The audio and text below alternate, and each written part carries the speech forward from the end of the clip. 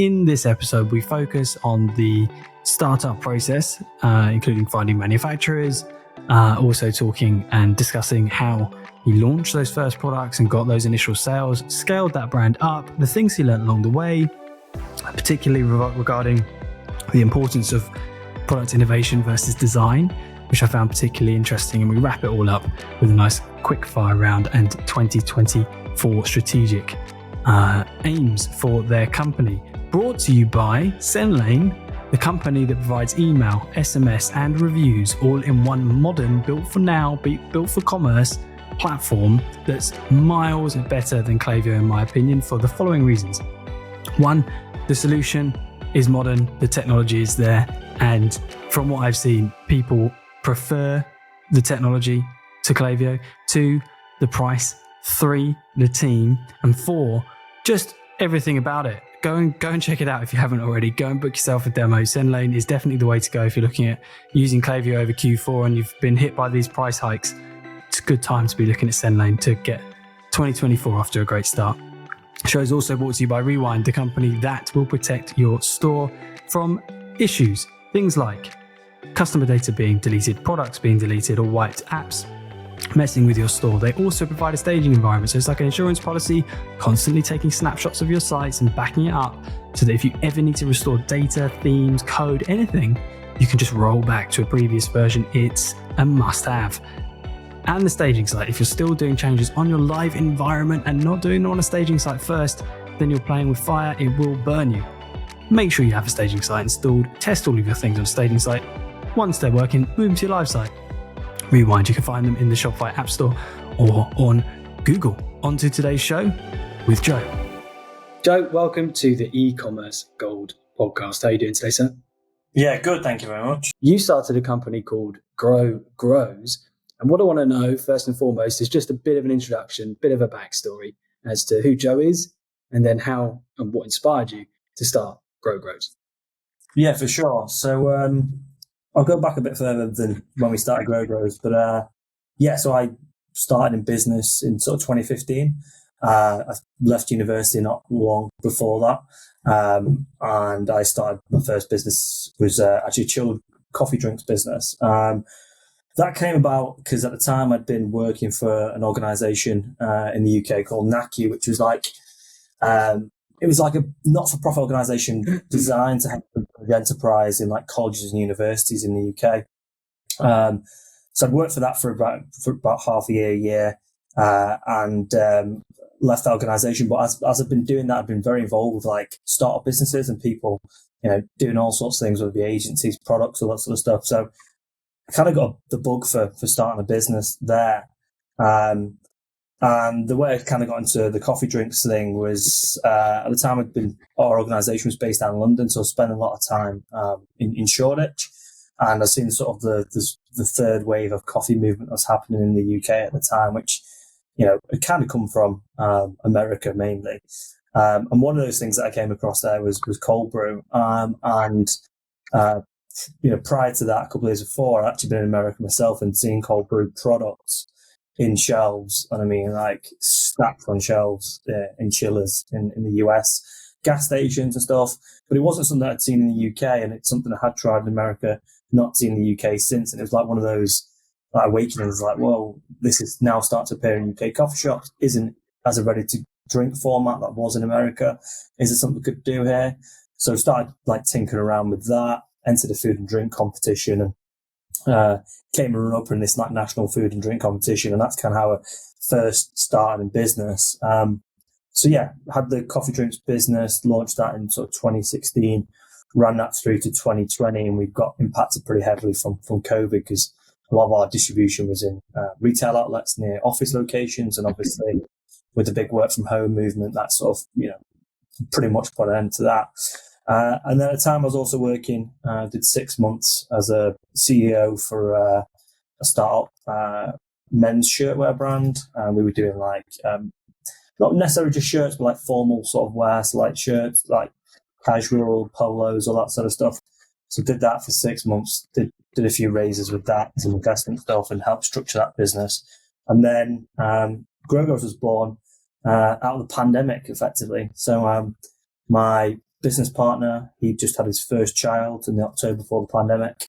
And, we all had a bit of time on our hands, a bit more time than we'd usually. We were all in the UK particularly, we spent a lot of time sat in gardens because we got really good weather for that period of time, surprisingly. Maybe on the phone to him, and he just said, he was talking about his daughter, and he was saying about how, like, the products, like, he was buying all this stuff for the baby, and he was just like, the products were just pants. So he was like, well, what can we do to create something better? And I was like, it was a conversation that effectively snowballed from there to launching Grow Gros just over a year after that. So it sounds a little bit like you're quite opportunistic as a person because you've made a few jumps. Is that a fair assessment of your character? Yeah, I'd say so. I'm like massively. I love products. Like, I love consumer products. I love the way people engage and buy products, and I'm not beholden to any one type of product. I just think that lots of different opportunities, but I've always kind of got the philosophy that and you'll hear a lot of the e-com people talk about this. It needs to be either sort of low margin but high frequency volume, or it needs to be high margin and lower frequency, or a decent frequency. And I've kind of done both, and I definitely think that the higher margin, sort of a medium level of frequency, is a much easier and more opportunistic business for to start up from scratch, really. What do you think? What do you put that down to? Your love of consumer, your love of products? Was there a particular moment in your life that inspired that, or was it just something that you just were naturally drawn to and have enjoyed since? Yeah, to be honest with you, when I first started out in business, like, it was at the same sort of time, like, tech was starting to become like a really big thing. So, like, everyone was talking about starting tech startups and getting investment and all that sort of stuff, and it just didn't really interest me as a thing. I don't know why. And if you look at GDP and stuff and look at where people spend their money, actually a lot of people spend money on products, and so the consumer side to me interests me much more. And some of the biggest brands and biggest companies in the world are the ones that started in product and have just built those together. So I think that's what interests me more about it. Yeah, fair enough. So I want to understand a bit about the food and drinks, well, just drinks, isn't it? Beverage business. Yeah. So you identified this trend in the US and you decided to start creating some mixtures yourself, I guess. Was this pretty low key, just kitchen sort of thing? Yeah. And then, so how did you build that business up? Because beverage, I've heard, is one of the most difficult to get right. There's so many moving parts. So what did you learn from that experience? I guess that maybe if someone is building a beverage brand now, you might be able to save them a couple of headaches. I'd say don't do it. That do not, in a nutshell, don't do it. Yeah. I mean, it's hard work. It really is hard work. I started literally, kitchen table, coming up with sort of recipes, got a professional, product developer involved, and how they are paid for that as a service for them to sort of formulate that. So we could take it to a manufacturer and get it bulk manufactured. But before I could afford to do that and have the investment and capital to do that, which you're obviously talking high volumes and stuff, I needed to sort of prove there was a model for it and the purchase rate was there. So I basically fitted out a workshop at the back of my dad's shop, converted it into like a micro brewery, got it all approved, started brewing the drink in there, bottling it in there by myself, and then packing it up and shipping it off to like independent retail outlets in Manchester, Northwest, and built about 25, 30 accounts. And it was selling through like coffee shops and stuff.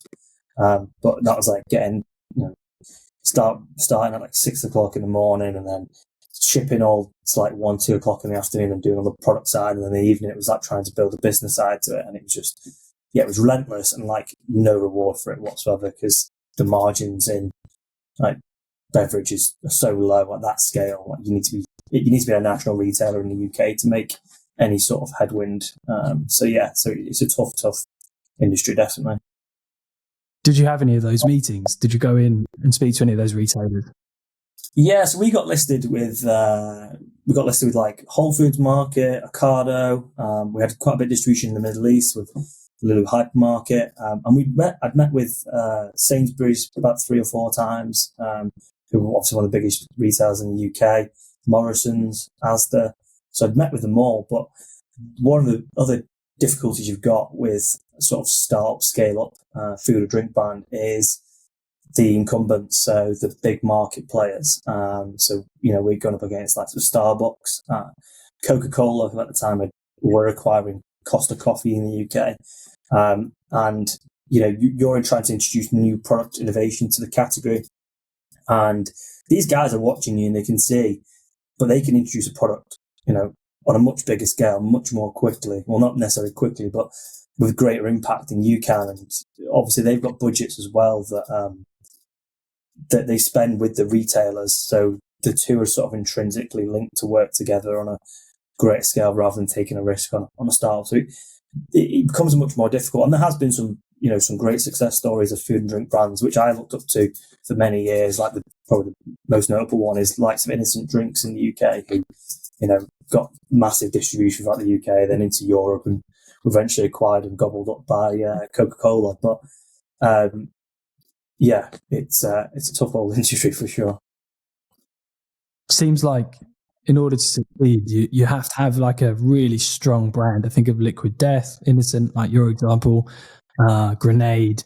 Some of these bootstrap brands have just really doubled down on their branding, and then for some reason seem to have caught fire through that.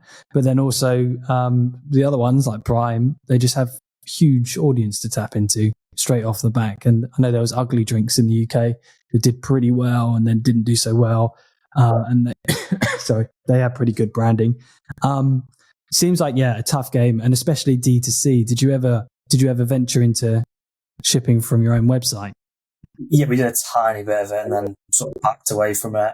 Amazon was pretty good because from an SBA perspective, Amazon's shipping cost a lot less than doing shipping through any normal couriers in the UK. So we ended up just putting all that through Amazon, which was better for us, for sure. But I definitely agree on the branding side. Like we spent significant capital on trying to get that brand to where we needed to get it to.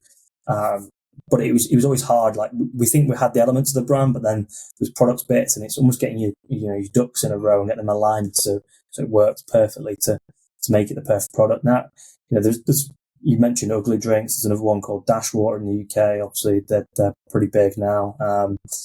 They're pushing into America as well. So there has definitely been some success stories, and those guys, both of those brands did nail the branding side down. So yeah, it's an interesting space. But I do think it takes one absolute killer of a brand. Probably takes some sort of level up, whether you've got that either sort of celebrity backing or whatever, or you've got maybe your previous job or experience leveraged you into distribution channels straight away, or you've got the capital behind you. And I think you need one of those three to make the clean success of it.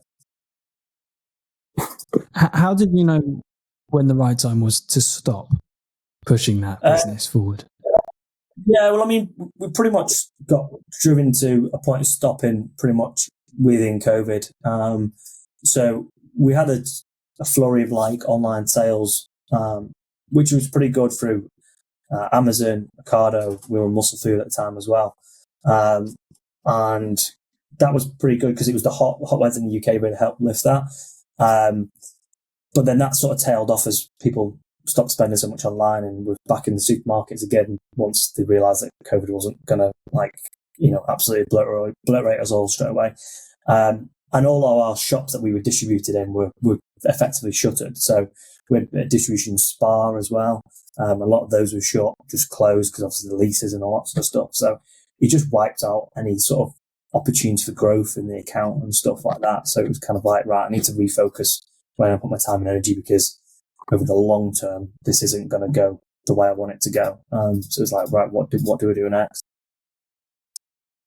So then you moved into supporting this other brand, this shirt brand, formal wear brand, or higher end casual wear brand, I guess. As a CEO, did you say? And your role there was to put in a structure for growth or to structure the business in general? Can you just take us through what you intended to do there? Yeah, so I joined that. That was in the January, just before the pandemic. Kind of got involved with that but then the role picked up literally as the pandemic sort of started. So yeah, my role was that the brand was just closing off this first round of its investment. So straight away I got involved with that. So it was like obviously dealing with terms, the legal side and all that sort of stuff. Closed that out, and then we had a post-investment plan, which was effectively obviously we were building a subscription platform for the business. It was going to be like men's wear on subscription. So it's basically for the lazy shopper. So for the lazy man, effectively. And it was targeted ultimately at the working professional who, you know, that then changed, didn't it, pretty quickly after COVID as well. So this was still in pre-COVID time. So, we spent a lot of time working with an agency on developing the tech side of the business, even though I wasn't necessarily skilled in that, but I was obviously project managing that, investment, operationally, supply chain, product. And then we started hiring and building a bit of a team out from there. And then obviously the pandemic hit, and then it was like, right, okay, it was about preservation then, and how we can, you know, skim it back and think about how we could restructure the business. And it was all the things that every employer had to deal with at the time, whether it's what to do with the staff and everything else that came with that. So yeah, that was a interesting couple of weeks around that time. And then, I worked with that brand for a bit longer, helped them raise another round. And then that's kind of when Grow Gros was an opportunity to start that. Yes, another tough one, isn't it? It was subscription, especially difficult, but also when you're talking building your own tech, different ballgame, different, especially working with an agency. That's really tough. I think at the time as well, there wasn't much available from subscription platforms. There was Bold and Recharge at the time, and they were very, very basic in their capabilities. And I think is it Recharge? It's moved on a bit since then, maybe. And there's a lot more providers now. We've used some for Grow Gros. The functionality is well above where it was 3 years ago. So what we needed to do at the time was to build something because there was nothing there to actually use. So it was, that was a challenging project in itself for sure. I don't think there's ever been a non-challenging version of that project in terms of, you know, just building your own tech stack or building out a functionality piece for a technology platform, especially in e-commerce. I've been on the other side of that in the agency side. Just mind-numbingly difficult to get right. I think internal teams generally tend to do a slightly better job, but finding the talent, it's just a nightmare. That's why I think Shopify does so well. Generally speaking, is that they provide 99% of it out of the box that you're going to need. Which other people who haven't been on that journey like yourself won't appreciate because they'll just understand that as the norm. But trust me, that is not the norm. If you have to do that process yourself, you'll understand and probably get some scars from it because it can be quite painful. I'm not saying yours was, but generally speaking, I think most people's sentiment is. So Grow Gros then. So this all started in a back garden with your mate. So just talk us through the kind of founding story again. You've already mentioned that your friend had a baby. There wasn't great products on the market. When you say wasn't great products, are we talking quality, variety, availability? What was your kind of niche or way into that market?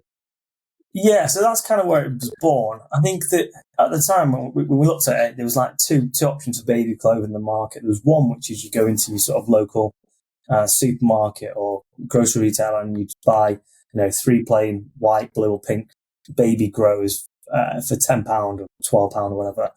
Or you could go on the internet and you could find some D2C brands that existed, but their price points were just phenomenally high. Like you're talking £30 for a sleep suit, or above that. And the quality was there, but they were soft material, they were made from organic cotton and stuff like that, but there was still some bits that potentially weren't there. And what we kind of identified was that we wanted to create a sleep suit that was, super soft, also was genuinely sustainable, as in terms of the fabric and the sourcing, had features that were practical for parents and baby. And what I mean by that is like our sleep suits have 2-way zips, which means that you can change the baby really easily from a nappy or diaper changing during the night or the day, and you get them undressed much more easily.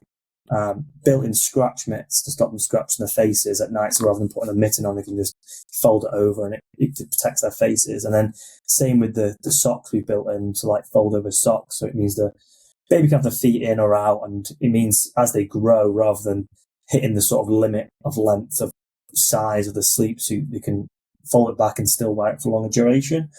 So these sound like quite niche things, but actually as a parent, and obviously my friend had just had his first child, and I had 3 nephews as well at the time, so I'd done many nappy changes and looked after them many times. So I've had lived the experience myself, and these things are actually really, really important to a parent. So it's kind of like, can we put those things together with a high quality fabrics, sustainability, and potentially introduce some more colour as well? So traditionally said sort of like white, pink, and blue are the colours that you'll see babies wearing. Can we do something a bit more interesting? And that's kind of where we start with the product for Grow Gros, and it was just focused on the sleep suits. Yeah.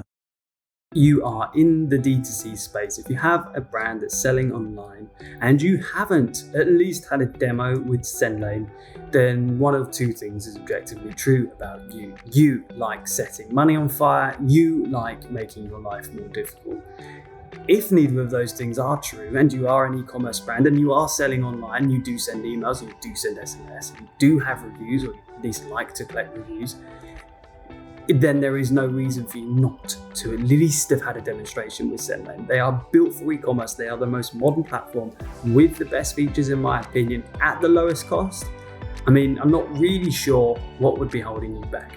Please go and check them out. Show notes below. They have an event coming up. You can still get tickets, I believe, for that event in San Diego. A link to the Commerce Roundtable in the show notes below as well. Please do go and check out Sendlane if you haven't already. Back to the episode.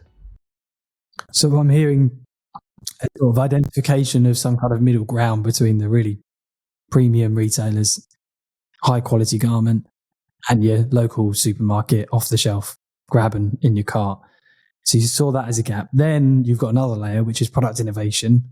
And you talk about it being silly, sort of little things, but I guess to the prosumer, I think that's not a silly thing, and it's one of those things that sounds like you'd really miss once you'd had it, and if you can't go back from it, you might not know you need it, but once you need it, once you've had it, you then know. So apologies. So from there, you had all these ideas. How did you actually get that product made? Because there's a little bit of product innovation there. There's a little bit, so talk us through the kind of manufacturing process of taking that idea to getting to your first finished product that you were happy with. Yeah. So it was, I'd been involved in product for a couple of years, so it was pretty easy in a way that we just do it and get on the job. Effectively, we'd seen these features of products on different sleep suit products, but never all together as one. And so, my mate had sleep suits with the fold of the feet, or one with a 2-way zip, but he was like, why can't one benefit all? And it still to look good and have all this, the design to it as well. So we basically took those products and said, well, there's a fold of the feet, there's the zips, there's the scratch mitts. And we found a local garment technician in the UK, went through one of it's not Fiverr, but there was I think it maybe people per hour that we used for that. Found someone, she'd done loads of baby stuff, worked for some of the bigger retailers in baby departments. So we basically briefed it into her and spent a bit of time working with her on the actual fabrication of it. So that was that side of it. And then we took that to, we spent a lot of time searching for manufacturers, not in the UK, because the UK manufacturing would just be ridiculously expensive. We looked at Portugal, India, China, Bangladesh, Turkey, and we sampled with them all. But Portugal, too expensive. China is stood in the face against probably the sustainability argument that we're trying to have. And then you'd say India, Bangladesh, and Turkey. We had mixed quality. We couldn't really find anyone in India or Bangladesh who was, one, really good at the communication, and two, hit all the sustainability and accreditation things that we wanted. So we ended up sampling more and more with Turkey, who Obviously weren't too far away. They're on a flight. We can get across there pretty easily. Even though we couldn't have the pandemic, during the pandemic, but we knew we could thereafter. So yeah, we just sent them that, what you call a tech pack, and started to get them to sample the product really. And then we took that in and we sampled it with kids, co-founders, kids, my family, of the children we knew, and got them to sort of wear it and see how it felt, the features worked, and that's kind of how we built the first iteration of Grow Gros sleep suit. Yeah. What sort of timeline? Can you give us a timeline of basically starting down the features to having that first product that you're really happy to put your first order in? Probably 9 months. 9 months, I reckon it was. It took us, surprisingly, a very long time to get from the point where we sort of had jotting the ideas down to getting a first sample. We started that maybe in June. We didn't get the first sample till like just before Christmas, and it was horrendous. I mean, we've put pictures on social media of how bad they were, the first samples, and they were based off we literally sent them samples of look, make something very similar to this, but with these little changes here and very clear instructions, and we just came back and it's like you couldn't even put a child in it. So that was December, and then we found our current manufacturer in January, reached out to them and got sampling with them, and by the May with them we'd kind of got to the point where we'd signed off the product and said, yeah, we can bulk order and manufacture that now. So how was your confidence going from that final sample to put in place in your first order with them? Did you have any reservations about the quality change or anything like that? Did it all go smoothly? Yeah, I mean, we knew the product was like 95%, maybe 90% there. We were told that in production, they can improve things in production because the systems are in place rather than in like a sampling room. And yeah, it was a bit like, oh, let's see how this goes type of thing. And it was quids in at that point as well, because I think our the first order we had to put, I think it was 100% up front. I can't remember. It might be 50% up front and 50% before shipment. I can't remember. Whereas obviously now we've got a relationship with credit terms, but when you're doing that as a first thing, you're paying for something before you've even received it in full. And you're like, yeah, this could go really sour really quickly. But no, it was, it came out pretty, on the most part, it was good. We didn't have too many issues.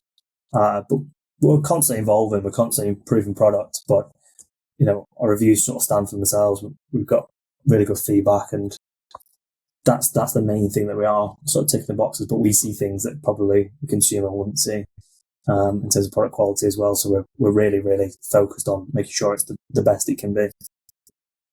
Other than product testing and doing that with your family and anyone, I guess, who would try one on, I imagine. What else did you do pre-launch that set you up for your actual launch? Was there any other activities that you engaged in? Yeah, so we naively made a mistake when we launched that we tried to build, following on from experiences, a subscription platform for the sleep suits, because inherently babies grow very, very quickly. So you go through 4 sizes in the first 12 months, 5 if you include newborn, and parents obviously very busy, so they don't want to have maybe the process of dealing with going out and buying stuff. So we set a subscription where a parent could subscribe for 1, 2, or 3, or you could be gifted 1, 2, or 3 sleep suits per month. Parent could go in, they could pick which sleep suit they wanted or designs they wanted. We built in like an automated size tracker. So, you put your baby's date of birth in, you put the size of the baby. Is it smaller, medium, sort of average, or is it on the larger side? And it would track with the baby as it goes through the subscription. We built tech behind that, and it was a bit of a fumble job, like all sort of tech is. It didn't kind of work out as we wanted to, but we did that, and we'd actually tested that as a concept and the platform and all the products as well with a cohort of new moms, effectively, who were interested in baby sleep suits. And the only thing we didn't quite understand was that they were very devout to another brand, quite a big Australian brand, and we kind of got led down a garden path. And it was like trying to convert let's say, Samsung users to use in an Apple device. So they showed a lot of interest because they were getting like free product from us and stuff like that. So they were inherently they were getting to sample stuff for free, and they kind of gave us the wrong direction on where we need to take the business at that point. And they were never going to actually become genuine customers for us, which we didn't kind of see. So yeah, we made a bit of a mistake there with that. But so we built, like, we focused on that pre-launch thing with the feedback panel, and then on the back of that, we built like a referral scheme. So, if you refer one friend, you get X, and we tried to almost like duplicate the Harry's model of like referral. And that had limited success. So yeah, we kind of back to the drawing board. So we got the product to sort of launch with the subscription. Was like, right, this is not where we want it or need it to be.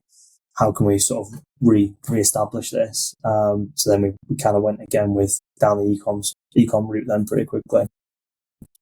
I imported a bulk import of products into Shopify, and I did not put in the meta fields the created date, and that sent the whole filtering system haywire because you could no longer filter collections by newest in first or date added to the website, which was a really big problem for this quite large fashion brand. If I didn't have Rewind, that would have been a complete pickle. It would have taken hours, if not days, to sort out. All of the while these products are live and really messing up their merchandising. A mistake by me, absolutely, but fortunately I had the foresight to install Rewind before I made any of these changes, and I was able to just click a button, restore the site back to a previous version just a few minutes before I made that fatal error, and no one was any the wiser. That's the value of Rewind. That's just one use case, okay? One use case. There are hundreds of other use cases. Have it on there, because when you need it, you'll text me or you'll tweet me and say, thank you so much, Finn, for recommending that I installed Rewind. You saved my bacon. Back to today's show. Do you remember how many SKUs you initially ordered? Yes, we kept more, not more colours. Colorways, yeah. So we had at a time, again, we did a thing where we were like, looked at the market and was like, right, okay, what's missing and what's doing well in certain places, and we basically created 3 themes, which was bold, which is kind of like bright, vibrant colours. We did like as a design collection, and we had 2 of those, and then we had a bedtime theme, which is like more muted stripes, spots, sort of typical things you'd see in retail. Again, we did 2 of those. Then we did a bedtime theme, which is what you'll see on our website today, which is primarily like watercolor type drawings of different themes, and we did 2 of those. We launched with 6 colorways across sort of the 3 collections. And so yeah, we get to that, but our minimum order quantities at the time were actually higher than they are now. So we end up having a lot of stock of just those six colorways. Yeah, so that was that made it a bit challenging from a repeat purchase point of view to begin with, because if someone bought, say, the 2 beautiful ones because they like that type of style, they weren't necessarily going to buy the bold or the bedtime ones. So we needed to almost book out more of the beautiful to get people to buy that. So that then became a bit of a challenge and something we had to focus on pretty quickly after we launched as well. Do you remember how long it took you to convert that stock back into cash? Roughly? Almost of it. Yeah, I mean, the beautiful stuff we did pretty quickly. I think we launched that on the 1st of November, and maybe we burnt through that by like the February or something. But yeah, I think it's like February. The bedtime stuff was a bit longer, so that took us from like sort of 1st November to maybe like April. And then the bold stuff, that took a long time. To be honest with you, we've even still got some of that in the newborn size. We've still not sold it. We're pretty much got on our website at nearly cost value, just with cost value. And we're like, right, okay, we need to get rid of this. So we're looking at other avenues to get rid of it at the moment, because it's just sat there. I mean, it's not that much of it, but there's, a couple of grand there just sat there. So. And what powered those initial sales? If you were to put it down to a primary channel, what channel and/or activities actually powered you through those first sales? Well, we've spent a bit of time at the beginning building out our Instagram, and we'd have a big following, but we had a really engaged following.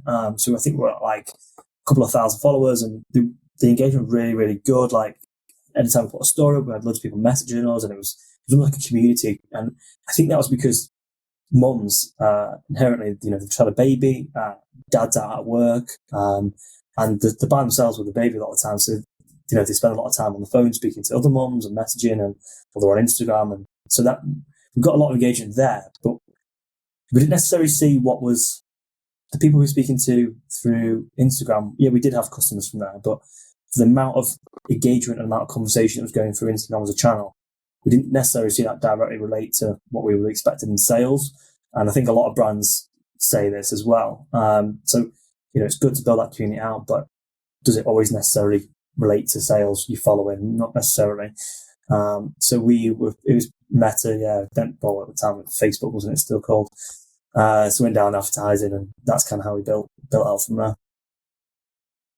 I remember when a little while ago on Facebook, a long time ago now, when you used to be able to see all that lovely audience data, there used to be targeting specifically for new mums, or new parents, I should say, sorry. That's obviously long gone now, but what a time that was. And in addition, things like Mumsnet and places like that when they were still building, and just lots of cheap opportunities. A bit more difficult now, but is Facebook still, Meta, the primary channel for acquisition for you guys? Yeah, it is. We're going through a bit of a review at the minute of where we are with things, but we attract like a significant amount of gifters. When I say gifters, I mean grandparents, but primarily grandmothers, who obviously buy on behalf of their daughters or daughters-in-law. And obviously, as you'd probably expect, a lot of our spend is through the Facebook feed. That's because, that plus 50, 60 generation spend a lot more time on Facebook than they do on Instagram. So we're getting a lot of that, but we're not getting enough of the new parent, expecting parent cohort at the minute. So we're thinking about how we sort of reposition ourselves a little bit. We think that again is down to probably design. We think our designs maybe appeal to older generations slightly more. Those playful, traditional colours. Whereas, people these days, if you look at the high street, are all in sort of Scandi neutrals and Scandi coloured vibes and all that sort of stuff. So we need to probably appeal a bit more to that sort of generation now. So we're bringing in a new range in the next couple of weeks, actually, to sort of to fit the new parent, expecting parent thing, rather than just being focused at gifters necessarily.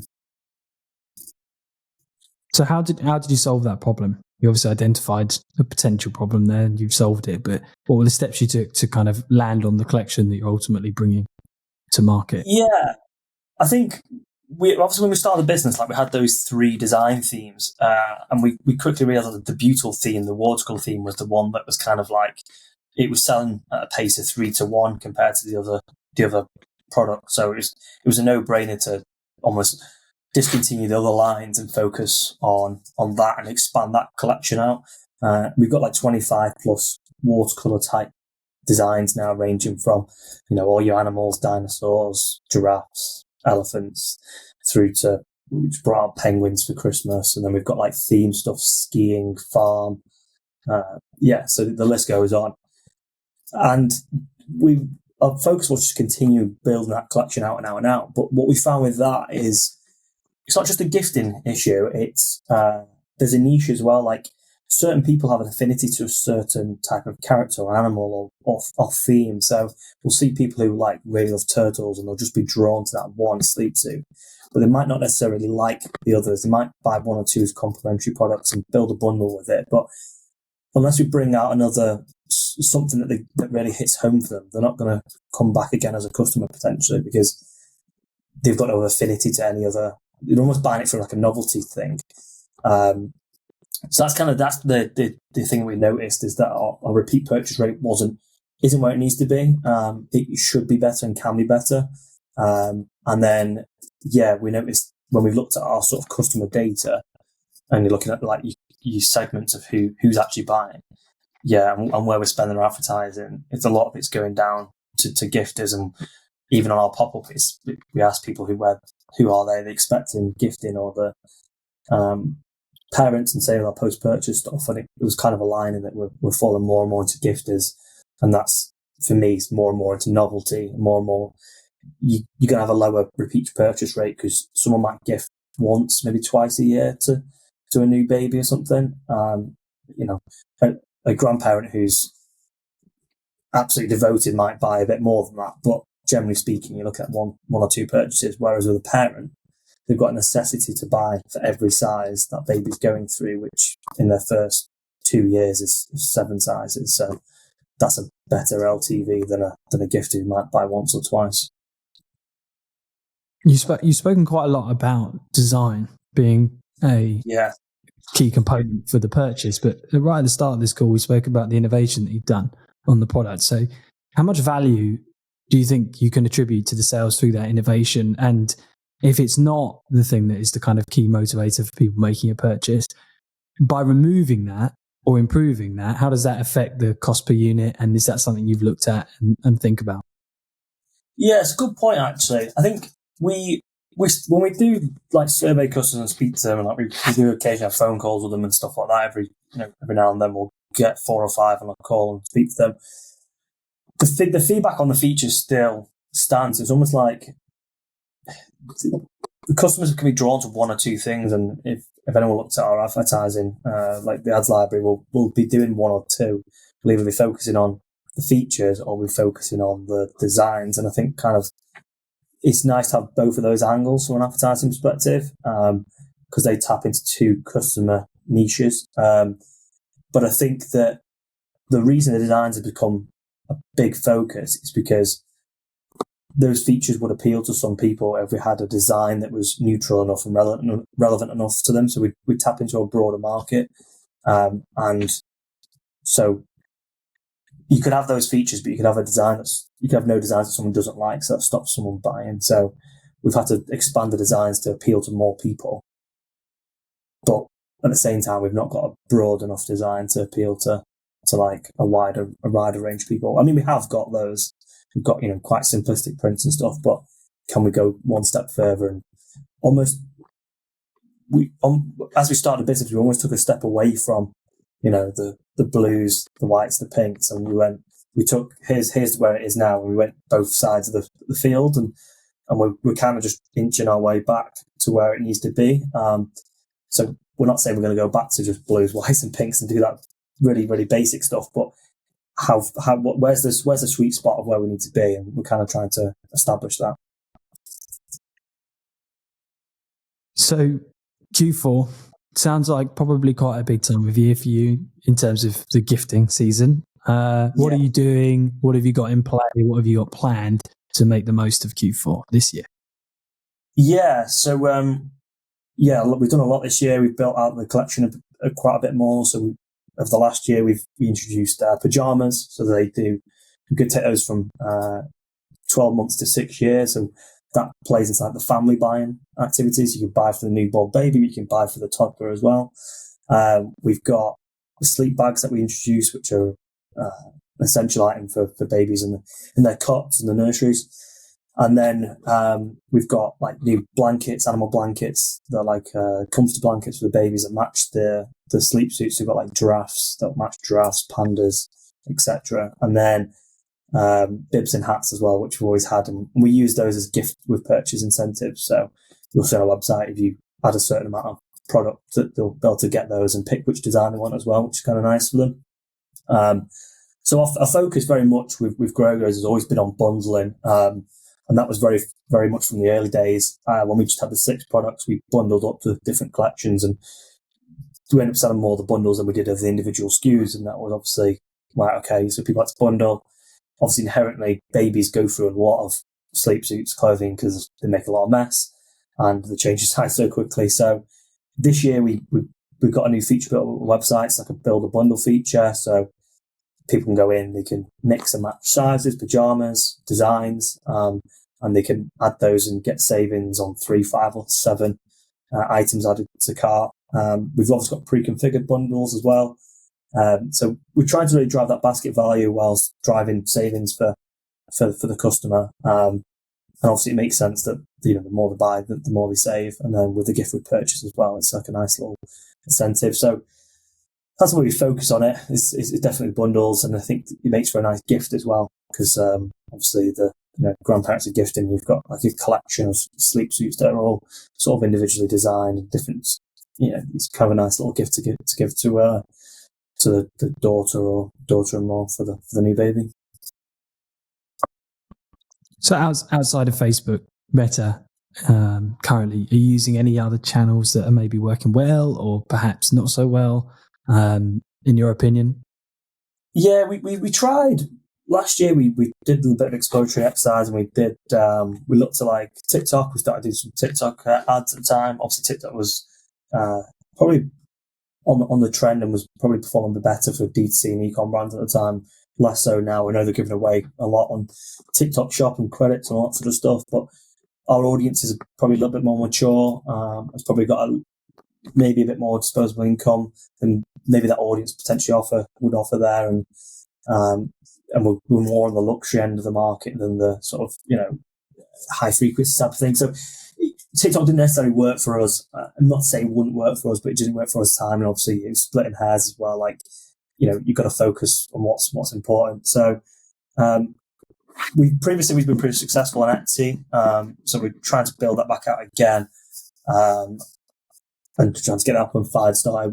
We were looking at Amazon, but we're probably not going to spend too much time on it because we end up just burning through certain size variants and stock too quickly on our website.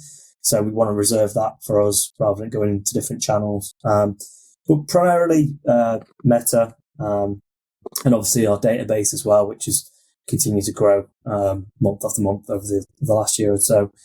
So we've got a pretty decent database. When we push out new designs or promotions, we get a pretty decent conversion on the website from that, which is good. Yeah, you talk about email marketing, SMS, things like that. Yeah, 100%. Yeah, I mean, the older customer, so grandparents are, they know what emails are. They're used to using their iPads and going through and seeing something they like and buying, and that kind of works pretty well for us. So send out some catalogs. I'm still bullish on catalogs, to be honest, for a certain demographic. I think catalogs through the door went really well. Yeah, that's a good idea. It's a good idea. Yeah, they love it. Okay, cool. So Q4 going well, at least hopefully well for you guys. Have you done any strategic planning for 2024? And if you have, I know you've mentioned obviously bringing in or moving your way back to center with your product variations and things like that, but what are some of the key takeaways for your 2024 strategy looking at that year ahead, and what do you think the end of that year looks like if it goes well, middle or bad? Yeah, I think our focus, we continue to build out D2C side of things. We've got a bit of optimization to do with that, and really refining that as a model and making sure that's like truly scalable, and it's working pretty well. But we need to. There's a bit more to go on it, so we continue to work on that, and that's obviously our priority and our focus. It's the bread and butter of what we want to be as a brand. But beyond that, yeah, for 2024, we've already started some work on this already. So retail is a big thing for us. So we're speaking with current retail buyers, and we're looking at trying to secure some listings and accounts for. We're looking at obviously autumn winter now, 24. So yeah, it's crazy to think that far ahead. So yeah, that's a big focus for us. And that'd be UK to begin with.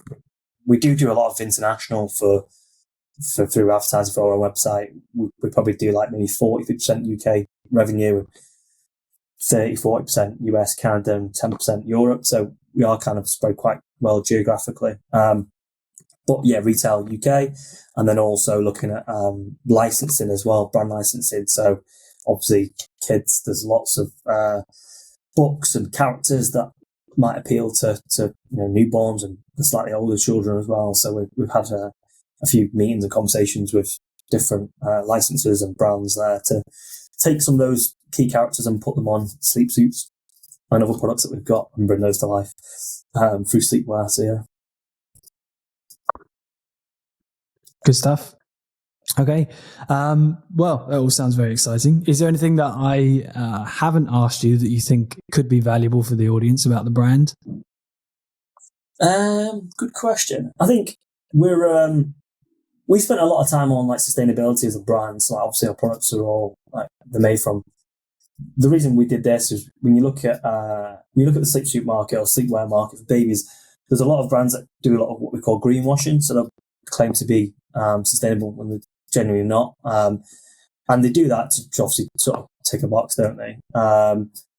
And at the time when we started the business, like it was like, right, big priority focus for us is to make sure it's sustainable as possible. And we have carried that through in everything we've done. And I think it's absolutely important to do that, given that, we're selling products that babies are wearing and it will be their planet that they'll inherit one day. So what we do today will determine what the future looks like for them. So we're a B Corp certified organisation, and we do push it out and talk about it quite a bit, but it definitely isn't the key thing of why people buy. And we probably fell into the trap of like pushing out as a message quite strongly at the beginning. And there definitely is people who buy for that reason. We see that on our, feedback forms, post-purchase surveys, all that sort of stuff. But I think like for any brand, you go out with good intentions, but ultimately people want to buy something for the right price, for the right design, for the right features. And that's the nuts and bolts of e-com, isn't it? So, definitely do. I'd always like to share, like, definitely do sustainability where you can and, make the right choice with your packaging and all that sort of stuff. But, it's definitely not a key driver for sales. Yeah, it all kind of wraps up, doesn't it, into the justification of the sale. I think that's a big part of it for a lot of people. I think the features that you discussed, the innovation there, that's a big part of it. But if the design catches the eye, gets the emotional commitment to the sale, all those other things justify it. But it's very difficult to do that the other way around, I've found anyway. Okay, let's round this up. Let's round this up with a quick lightning round. What was the last thing you bought from a D2C brand? I tried to buy some hair product, but they were sold out. So I managed to find it stocked on like a third party website, a Shopify website. But suspiciously, I ordered it last week and it's still not been shipped. It's been like 6 days since it's been shipped. So is it out of stock there as well? I don't know. I'll find out. What's this hair product that is a must-have? 6 days worth of shipping. It is. It's called, the brand's called Murdoch London. So London-based, I think the hairdresser's based in London. And, I've been buying it for years, don't know how I come across it. And then when I was in London, last year, I actually just randomly walked past one of their hairdressing shops, walked in, and they basically sold me a new type of, it's like a sea salt paste thing, whatever it is.